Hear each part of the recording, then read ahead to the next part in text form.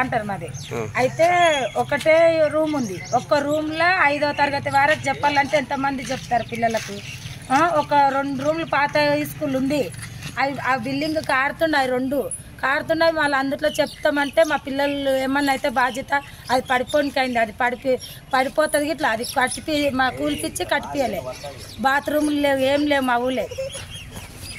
అట్లయితే బాగుంటుంది, మాకు కట్టిపిస్తేనే మంచిగా. ఇట్లా ఒకటే రూమ్లో ఇంతమందికి చెప్పాలంటే ఇబ్బంది ఉంది. మేడలకు బాత్రూమ్ లేవు, పిల్లలకు బాత్రూమ్ లేవు, ఏది లేదు. వంట చేసుకుని ఇట్లా రూమ్ చిన్నగా ఉంది.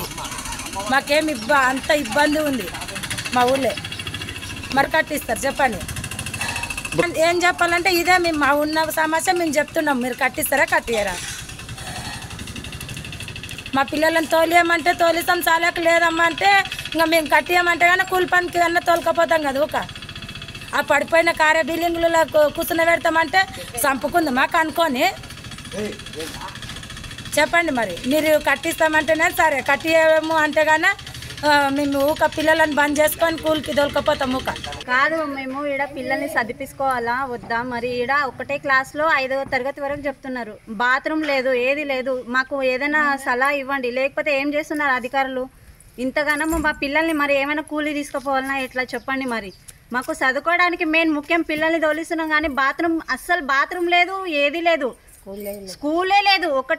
ఒకటే క్లాస్లో అంతమంది పిల్లలకి చెప్పడం చాలా ఇబ్బంది అవుతుంది. మాకు చాలా అంటే చాలా ఇబ్బంది అవుతుంది.